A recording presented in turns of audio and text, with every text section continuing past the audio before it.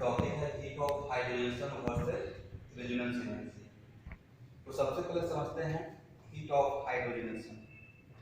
तो एक एग्जांपल आप लोग को दिसंबर में हमने पढ़ाया भी था, जनवरी में पढ़ाया होगा। तो देखिए यहाँ पे CH2 double bond CH2 in the presence of निकल हाइड्रोजन, ये मेरा एक प्रोडक्ट बना है। तो यहाँ से यहाँ जब कंपेयर करते हैं तो हाइड्रोजन का एडिशन हो रहा है।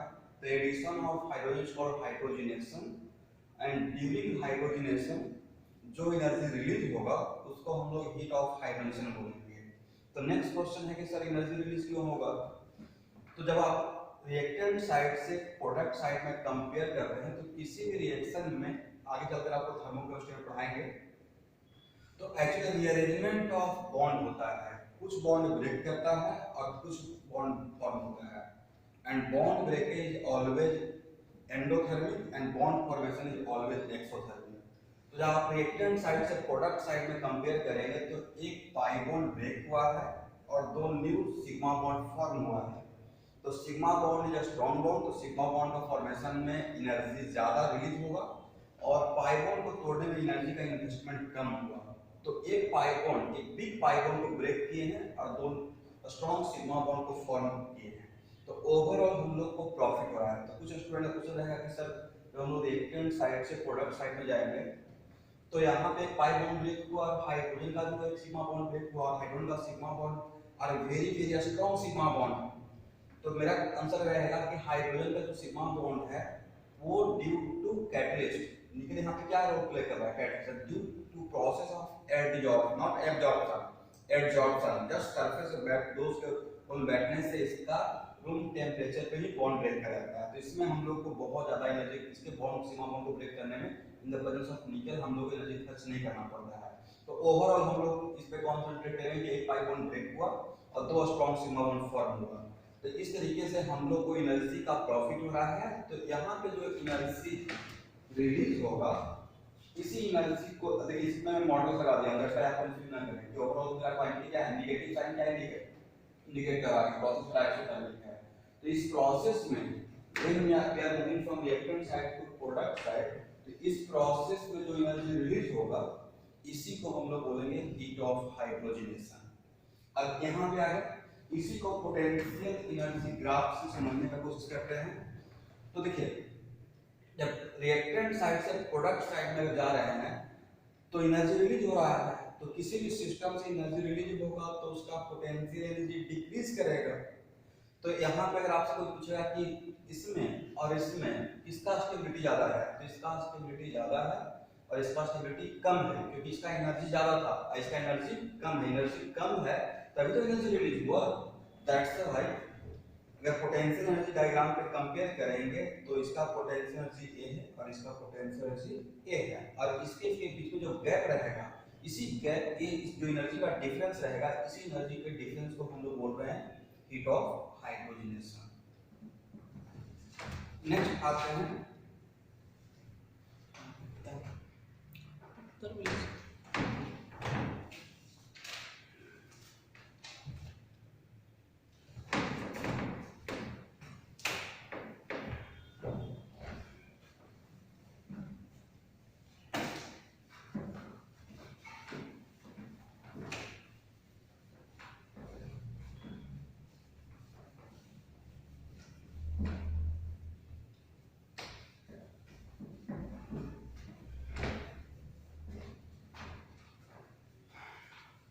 अब नेक्स्ट है कि हाउ नेक्स्ट जो आ रहा है कि how resonance process affect the heat of hydrogenation.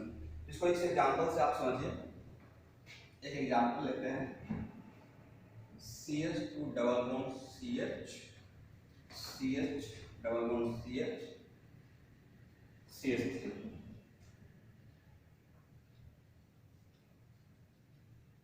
CH2 double bond CH, CH2, CH double bond CH2। अब सबसे पहले देखिए कि इसमें नंबर ऑफ कार्बन एटम 5 है, इसमें नंबर ऑफ कार्बन एटम 5 है। Same number of sigma bond यहाँ भी मिलेगा आपको, same number of sigma bond यहाँ भी मिलेगा। यहाँ भी दो डबल बॉन्ड है, यहाँ भी दो डबल बॉन्ड है, बट यहाँ पे रेजोनेंस हो रहा है और इस मॉलिक्यूल में रेजोनेंस नहीं हो रहा है। दोनों का मॉलिक्यूलर इवन फार्मूला भी सेम है।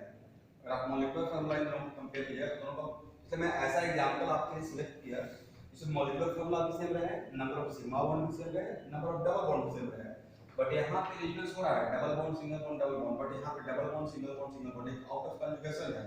तो यहाँ पे resonance, due to resonance some amount of resonance energy release होगा। तो अगर इन दोनों में कंपेयर कीजिएगा तो ये मॉलिक्यूल ज्यादा स्टेबल है और ये मॉलिक्यूल कम स्टेबल है। इसका मतलब है कि एनर्जी प्रोफाइल पे इसका पोटेंशियल एनर्जी ज्यादा रहेगा और इसका पोटेंशियल एनर्जी कम रहेगा। तो इस टाइप का क्वेश्चन, और यहाँ पे दोनों में नंबर ऑफ डबल बॉन्ड दो है, और आपको पहले ही पढ़ा है कि निकल का रोल क्या है। निकल का काम होता जानते ही हैं, पाई बॉन्ड का तोड़ फोड़ होता ना। तो निकल अगर लेंगे तो जितना भी डबल पाई बॉन्ड रहेगा सबको ब्रेक कर देगा। तो यहाँ पे दो अनसैचुरेशन फैक्टर है, number of deficiency of hydrogen 4 10 by में 4 एटम लिया हूं, दो मॉलिक्यूल मतलब 4 एटम। तो यहाँ पे a formula CH3 CH2 CH2 CH2 CH3 CH3 CH2 CH2 CH2 CH3। तो देखिए दोनों का प्रोडक्ट डिफरेंट है, सेम है, तो दोनों का यहाँ पे प्रोडक्ट सेम है। इसका मतलब इसका स्टेबिलिटी सेम है, इसका मतलब दोनों पोटेंशियल एनर्जी लेवल पे सेम रहेगा। और यहाँ पे जो एनर्जी रिलीज होगा ये है डेल्टा H1 और ये है delta H2। Heat of hydrogenation, इसका heat of hydrogen delta H1 है, इसका heat of hydrogen delta H2 है। तो अब अगर क्वेश्चन पूछा जाएगा कि इन दोनों में हीट ऑफ हाइड्रोजनेशन का मैग्नीट्यूड का ऑर्डर क्या रहेगा, तो करेक्ट आंसर रहेगा डेल्टा H2 का magnitude greater than delta H1। ये है order of heat of hydrogenation.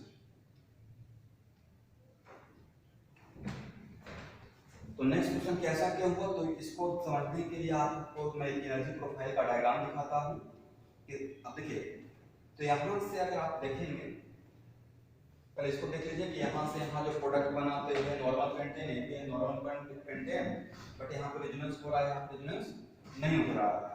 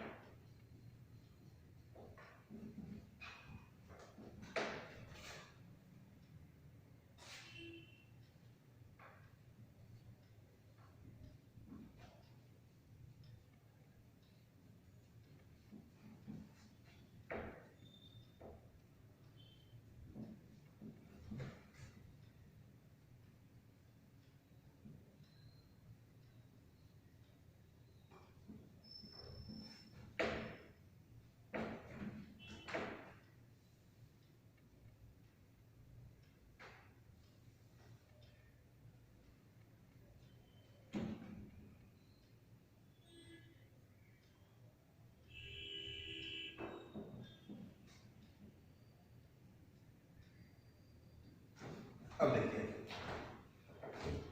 तो दोनों का प्रोडक्ट सेम है और यहां से यहां तक आने के लिए हम लोग Na2S2, यहां से यहां तक आने के लिए भी Na2S2।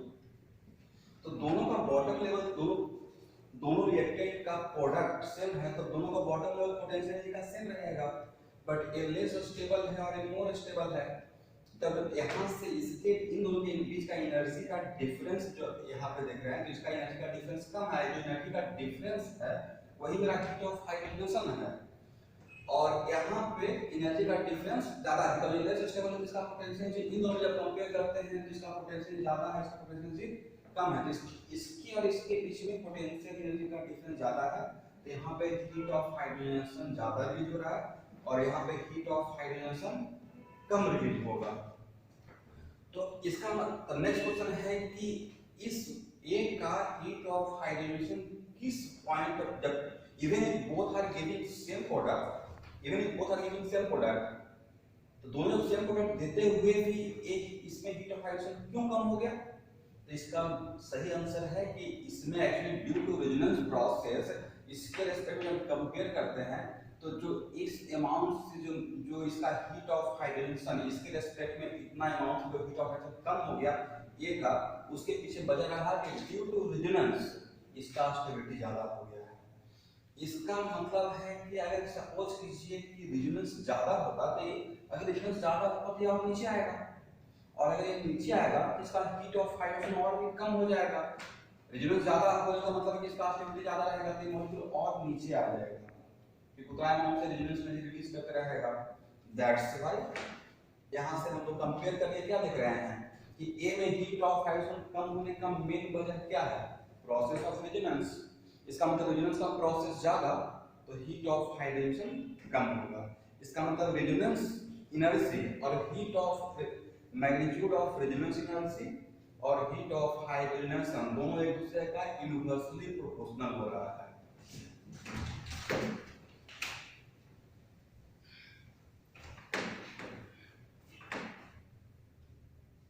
रेजोनेंस एनर्जी का magnitude inversely proportional to magnitude of heat of hydrogen. लेकिन यहाँ पे सबसे इंपॉर्टेंट कॉन्सेप्ट ये है जो स्टूडेंट को बहुत केयरफुल होकर यहाँ पे क्लियर करना पड़ेगा कि एक concept, this concept apply only when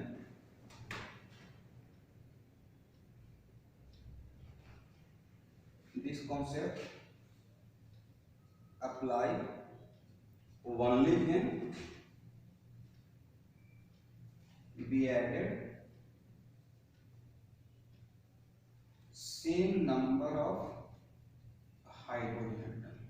इसका मतलब ये कॉन्सेप्ट आपका काम, इस कॉन्सेप्ट अप्लाई करके आप आंसर तभी दे सकते हैं जब number of hydrogen atom added same होगा। अगर number of hydrogen atom added different रहेगा उस टाइम पे सबसे पहले स्टूडेंट को कंसंट्रेट करना चाहिए कि जिस मॉलिक्यूल में नंबर ऑफ हाइड्रोजन एटम ज्यादा रहेगा उसमें ऑब्वियसली हीट ऑफ हाइड्रोजनेशन ज्यादा रिलीज करेगा। बिकॉज देखिए एक सिग्मा बॉन्ड को फॉर्म करने में अगर one strong sigma bond form होता है तो 200 plus kilo calorie energy release होता है। दैट्स व्हाई अगर सिग्मा बॉन्ड ज्यादा फॉर्म हो रहा है तो उसको हम लोग रेजोनेंस एनर्जी के रिस्पेक्ट में कंपेयर नहीं करेंगे। इसलिए मेरा सजेशन स्टूडेंट को है जो भी आप डीकेसी का प्रॉब्लम सॉल्व करते हैं या कहीं का भी, तो उसमें अगर आपको इस टाइप का हीट ऑफ हाइड्रोजन और रेजोनेंस एनर्जी पर क्वेश्चन मिलेगा तो सबसे पहले आप कंसंट्रेट कीजिएगा नंबर ऑफ हाइड्रोजन एडेड। अगर नंबर ऑफ हाइड्रोजन एडेड ज्यादा है तो ऑब्वियसली उसका हीट ऑफ हाइड्रोजन ज्यादा होगा। लेकिन अगर ऐसा कोई भी दो एग्जांपल जिसमें number of hydrogen added same रहेगा तब आप इस कॉन्सेप्ट को अप्लाई करेंगे।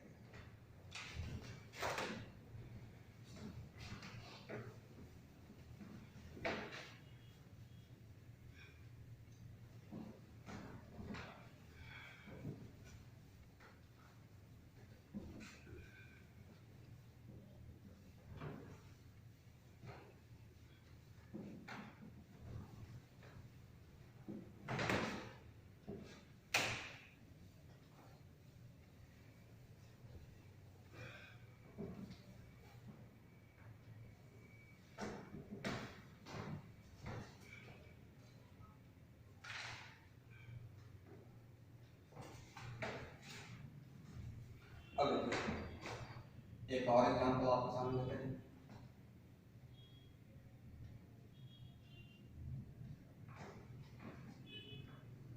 एक्चुअल में जब आपको पढ़ाएंगे कभी भी पढ़ाया जाएगा तो देखिए जो भी ऑर्गेनिक केमिस्ट्री में हम लोग रिएक्शन दिखाते हैं वो मोस्ट स्टेबल जेनेटिक स्ट्रक्चर को लेकर ही दिखाते हैं।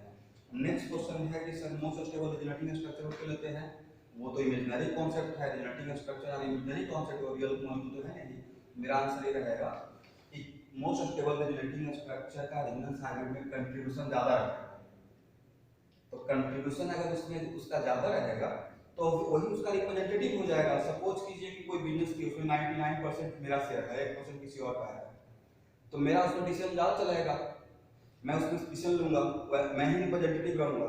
इसी तरीके से अगर कोई भी वैसा मॉलिक्यूल जिसमें रेजोनेंस का प्रोसेस हो रहा है उसमें मोस्ट स्टेबल जेनेटिक स्ट्रक्चर ही उस मॉलिक्यूल का रिप्रेजेंटेटिव रहता है। इसका रिएक्शन जब दिखाते हैं तो उसी को लेकर दिखाते हैं, बट एक्चुअल में रिएक्शन वो नहीं करता है, रिएक्शन करता है रेजोनेंस हाइब्रिड, बट दिखाने का एक तरीका होता है। फॉर एग्जांपल यहाँ देखिए, जब यहाँ पे अगर बेंजीन का तो हम लोग दिखाएंगे ये ऐसे दिखाते हैं, तो यहाँ पे जब हम लोग इसको लेंगे और मान लेते हैं कि आप में से किसी को, सपोज कीजिए किसी को रेजोनेंस का बिल्कुल ज्ञान नहीं है, रेजोनेंस का नॉलेज ही नहीं है, तो उनका तो एक्सपेक्टेशन इस स्ट्रक्चर को लेकर रहेगा कि हाँ मेरा ये स्ट्रक्चर रिएक्शन में पार्टिसिपेट कर रहा है, तो उनका तो एक्सपेक्टेशन एक्सपेक्टेड ही रहेगा। बट इन रियलिटी रेजोनेंस में ये इन्वॉल्व नहीं रहेगा, सॉरी रिएक्शन में, तो एक्चुअल में इन रियलिटी रिएक्शन तो ये कर रहा है, जिनको रेजोनेंस का नॉलेज नहीं रहेगा वो इसके साथ दिखाएंगे, उनका एक्सपेक्टेशन इसको लेकर रहेगा, इसको मैं डेल्टा के एक्सपेक्टेड नाम दे रहा हूं, बट रियलिटी में तो एक्चुअली में रेजोनेंस रिएक्शन रेजोनेंस हाइब्रिड करेगा।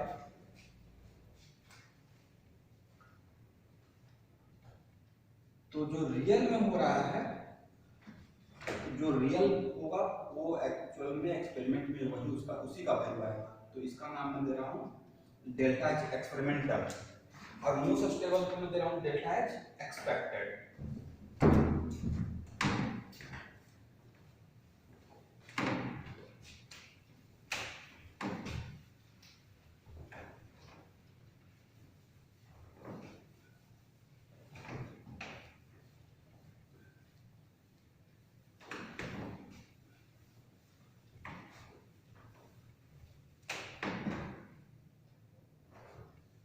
तो इसको एक ग्राफ से यहाँ पर समझना कोशिश करते हैं।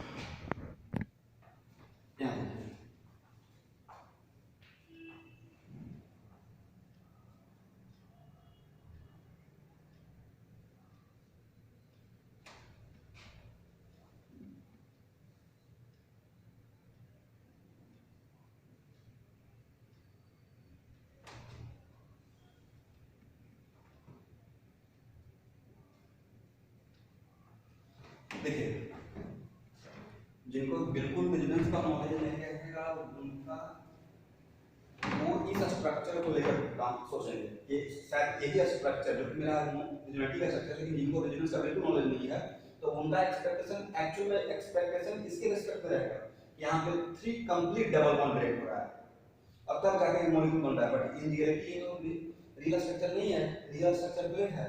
तो यहाँ इसके बीच का जो गैप है, when we are moving from here to here, इसके बीच का जो गैप रहेगा वो मेरा डेल्टा एक्सपेक्टेड रहेगा। हम लोग एक्सपेक्टेशन इतना करेंगे, बट रियलिटी में हम लोग को रियल में तो रियल मॉलिक्यूल है, तो ये एक्चुअली रियल में हम लोग को मिलेगा ये हीट ऑफ हाइड्रोजन एक्सपेरिमेंट में मिलेगा, मेरा एक्सपेक्टेशन ये रहेगा, बट रियलिटी मिलेगा ये क्योंकि ये मेरा रियल मॉलिक्यूल है। तो एक्चुअल में when we compare the heat of hydrogen with respect to most stable genetic structure, तो एक्सपेरिमेंटल जो हीट ऑफ हाइड्रोजन है वो एक्सपेक्टेशन जितना था उससे कितना अमाउंट से कम हो गया, तो एक्चुअल में जितना अमाउंट से कम हो रहा है ये एक्चुअली डिफरेंस अगर ध्यान से देखिएगा तो इसी के डिफरेंस को difference of potential of most stable genetic structure minus potential resonance hybrid, इसी को हम लोग नाम क्या दिए हैं और पिछले क्लास में आपको पढ़ाए थे, यही मेरा क्या था रेजोनेंस। इसका मतलब ये है कि अगर रेजोनेंस का प्रोसेस ज्यादा होगा तो ए एरो बड़ा होगा, तो ए मॉलिक्यूल रेजोनेंस साइड पे और नीचे जाएगा, और ये जितना नीचे जाएगा, डेल्टा एच एक्सपेरिमेंटल उतना ही कम होता चला जाएगा। इसका मतलब है कि रेजोनेंस एनर्जी और heat of hydrogenation in reality मतलब एक्सपेरिमेंटल दोनों आपस में इनवर्सली प्रोपोर्शनल, जो कि अभी इससे पहले मैं आपको बताया। ये भी एक एग्जांपल था आपको समझाने का, यहां से क्लियर कटा समझने की कोशिश कर रहे हैं। और एक्सपेक्टेशन और एक्सपेरिमेंटल दोनों का डिफरेंस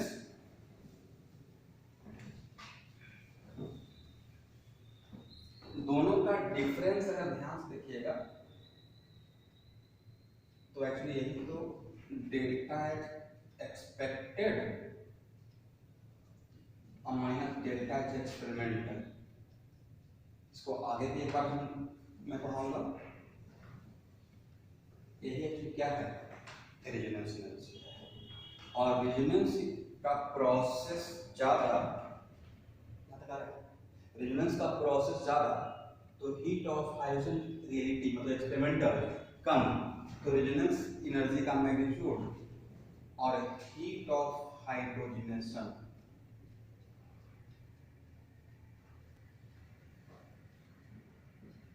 एक्चुअली इनवर्सली प्रोपोर्शनल। इसको हम लोग समझने की कोशिश किए, इस पे हम लोग कुछ एग्जांपल लेते हैं, बट इसमें फिर से मैं बार बार इस बात को रिमाइंड कर रहा हूँ कि इस कॉन्सेप्ट को तभी स्टूडेंट अप्लाई करेंगे जब number of hydrogen added same रहेगा। अगर number of hydrogen added different रहेगा तो सबसे पहले आप इस पॉइंट